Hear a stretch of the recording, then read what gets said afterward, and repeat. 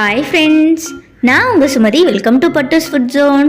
இன்றைக்கி நம்ம எலுமிச்சை பழத்தை வச்சு ரொம்பவே சிம்பிளாக இன்ஸ்டண்ட்டான ஊறுகாய் ரெசிபி எப்படி பண்ணுறது தான் பார்க்க போகிறோம். வீடியோக்குள்ளே போகிறதுக்கு முன்னாடி நீங்கள் இப்போ தான் ஃபஸ்ட் டைம் நம்ம சேனலை பார்க்குறீங்கன்னா சேனலை சப்ஸ்கிரைப் பண்ணிவிட்டு வீடியோக்கு ஒரு லைக்கும் கொடுத்துருங்க. வாங்க வீடியோக்குள்ளே போகலாம். ஊறுகாய் பண்ணுறதுக்கு நான் இன்றைக்கி 1 கிலோ அளவுக்கு எலுமிச்சை பழம் எடுத்திருக்கேன். நல்லா பழுத்த எலுமிச்சை பழமாக எடுத்துக்கோங்க, அப்போ தான் ஊறுகாய் பண்ணுறதுக்கு கரெக்டாக இருக்கும். இந்த பழங்கள் எல்லாத்தையும் 2-3 டைம் தண்ணியில் நல்லா வாஷ் பண்ணி எடுத்துக்கலாம். இப்போ வாஷ் பண்ண எலுமிச்சை பழத்தில் கொஞ்சம் கூட தண்ணி இல்லாத அளவுக்கு ஒரு காட்டன் கிளாத் வச்சு ஃபுல்லாக தொடச்சி எடுத்துக்கலாம். தண்ணி இருந்தால் ஊறுகாய் சீக்கிரமாக கெட்டு போயிடும். ஒரு காட்டன் கிளாத் வச்சு கொஞ்சம் கூட தண்ணி இல்லாத அளவுக்கு கம்ப்ளீட்டாக தொடச்சி எடுத்துக்கோங்க. இதே போல் நம்ம எடுத்திருக்க 1 கிலோ லெமனையும் தொடச்சி க்ளீன் பண்ணி எடுத்துக்கலாம். எல்லா லெமனையும் சுத்தமாக க்ளீன் பண்ணி எடுத்தாச்சு. இப்போ இதை ஃபுல்லாத்தையும் கட் பண்ணி எடுத்துக்கலாம். ஒரு லெமனை நம்ம 8 பீஸாக கட் பண்ண போகிறோம். ஃபஸ்ட்டு லெமனை இது போல் சென்டரில் கட் பண்ணி எடுத்துக்கலாம். இது போல் சென்டரில் கட் பண்ணிங்கன்னா தான் லெமனோட ஜூஸ் கொஞ்சம் கூட வேஸ்ட் ஆகாமல் ஃபுல்லாக நமக்கு கிடைக்கும். அதே போல் திரும்பியும் இதை ஒரு 2 பீஸாக கட் பண்ணிக்கலாம். ஒரு பாதியை 4 பீஸ் அளவுக்கு நம்ம கட் பண்ணி எடுத்துக்கலாம். இன்ஸ்டன்ட் ஊறுகாய் பண்ணுறதுனால ரொம்பவும் பெருசாகவோ ரொம்பவும் குட்டியாகவோ இருந்தால் கரெக்டாக இருக்காது. இந்த அளவுக்கு இருந்தால் கரெக்டாக இருக்கும். இதுக்குள்ளே இருக்க விதையெல்லாம் இப்போ நம்ம எடுத்துக்கலாம். விதையோடு நம்ம சேர்த்துட்டோன்னா சீக்கிரமாக கெட்டுடும். அதே போல் கொஞ்சம் கசப்பு தன்மையும் கொடுக்குற மாதிரி இருக்கும். அதனால் நம்ம கட் பண்ணும்போதே இது உள்ளே இருக்க சீட்ஸ் எல்லாம் ரிமூவ் பண்ணி எடுத்துக்கலாம். இதே மெத்தடில் நம்ம மீதி இருக்க எல்லா லெமனையும் கட் பண்ணி எடுத்துக்கலாம். நான் எடுத்த 1 கிலோ லெமனில் இந்த ஒன்று மட்டும் காயாக இருந்தது. அதனால் நான் லெமன் ஊறுகாய்க்கு சேர்க்க போகிறது இல்லை.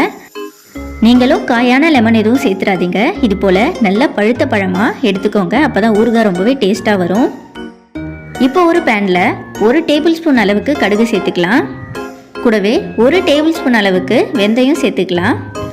எண்ணெய் எதுவும் சேர்க்காம வெந்தயம் கடுகு ரெண்டுத்தையும் நல்லா ட்ரை ரோஸ்ட் பண்ணி எடுத்துக்கலாம். ஒரு 2 நிமிஷத்துலேயே இது நல்லா பொரிஞ்சு வந்துடும். அடுப்பை மீடியம் ஃப்ளேம்லேயே வச்சுட்டு இதை பொரிச்சுக்கோங்க. கடுகு வெந்தயம் ரெண்டும் செவந்து பொரிஞ்சு வந்ததும் நம்ம அடுப்பை ஆஃப் பண்ணிவிட்டு வேறு பிளேட்டுக்கு மாற்றிக்கலாம். இது ரெண்டும் கம்ப்ளீட்டாக ஆறினதும் ஒரு மிக்ஸி ஜாருக்கு மாற்றிட்டு கொஞ்சம் கொரகொரப்பாக அரைச்சி எடுத்துகிட்டு வந்துடலாம். ரொம்பவும் ஃபைன் பவுடர் அரைச்சிடாதீங்க, கொஞ்சம் விட்டு கொரகொரப்பாகவே அரைச்சிக்கோங்க. பாருங்கள், இந்த அளவுக்கு இருந்தால் கரெக்டாக இருக்கும். ஊறுகாய்க்கெல்லாம் இப்படி சேர்க்கும்போது தான் நல்லாயிருக்கும்.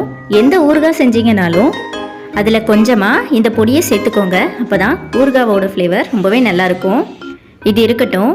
இப்போ ஒரு பேனில் 100 கிராம் அளவுக்கு நல்லெண்ணெய் சேர்த்துக்கலாம்.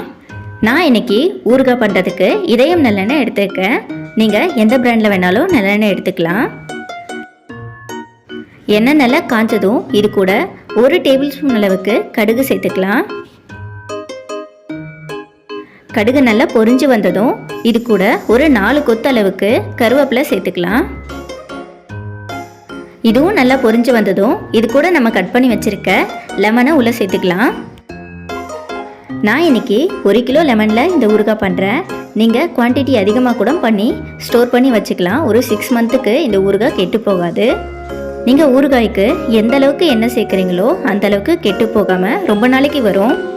ஒரு 5 நிமிஷத்துக்கு இந்த லெமன் நல்லா வெந்து வரணும். இதுக்கு தண்ணி எதுவும் சேர்த்துறாதீங்க.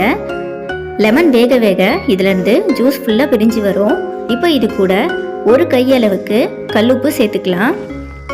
நீங்கள் தூளுப்பு சேர்க்குறீங்கன்னா ஒரு 4 டேபிள் ஸ்பூன் அளவுக்கு சேர்த்துக்கோங்க. உப்பு கூட லெமனை நல்லா மிக்ஸ் பண்ணிவிட்டு ஒரு 5 நிமிஷத்துக்கு விட்டுருங்க. இதிலேருந்து கம்ப்ளீட்டாக தண்ணி பிரிஞ்சு வரணும். இப்போது ஒரு 5 நிமிஷம் போல் ஆகியிருக்கு.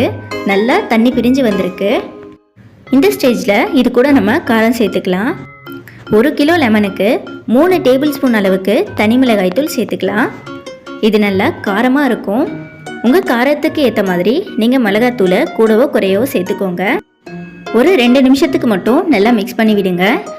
மிளகாத்தூளில் இருக்க பச்சை வாசனை ஃபுல்லாக போய் வரணும். அந்தளவுக்கு மிக்ஸ் பண்ணி விட்டுடலாம். லெமனை தோலோடு சேர்த்ததுனால கசக்குமோன்னு பயப்பட தேவையில்லை. இது ஊறிட்டா கசக்கவே கசக்காது. இது கூட நம்ம பொடி பண்ணி வச்சுருக்க கடுகு வெந்தய பொடியை சேர்த்துக்கலாம். 1 டேபிள் ஸ்பூன் அளவுக்கு நம்ம இந்த பொடியை உள்ளே சேர்த்துக்கலாம். இதை சேர்த்துட்டு ஒரு 2 நிமிஷத்துக்கு மட்டும் கலந்து விடுங்க.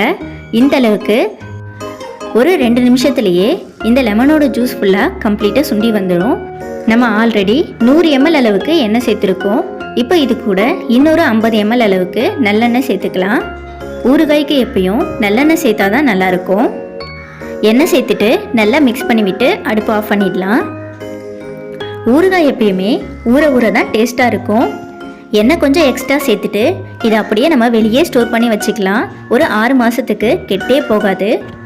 இந்த ஊறுகாவை இப்போயே சாப்பிடாம ஒரு 2 நாள் ஊறினதுக்கப்புறமா சாப்பிடுங்க. ரொம்பவே டேஸ்ட்டாக இருக்கும். யாருக்கெல்லாம் இந்த லெமன் ஊறுகாய் பிடிக்கும்னு மறக்காமல் கமெண்ட்டில் சொல்லுங்கள். இது போல் ஊறுகாய் பிடிக்குன்ற உங்கள் ஃப்ரெண்ட்ஸ் அண்ட் ஃபேமிலிக்கும் இந்த வீடியோவை ஷேர் பண்ணி விடுங்க. மறக்காமல் நம்ம சேனலை சப்ஸ்கிரைப் பண்ணிவிட்டு வீடியோக்கு ஒரு லைக்கும் கொடுத்துருங்க. பாய்.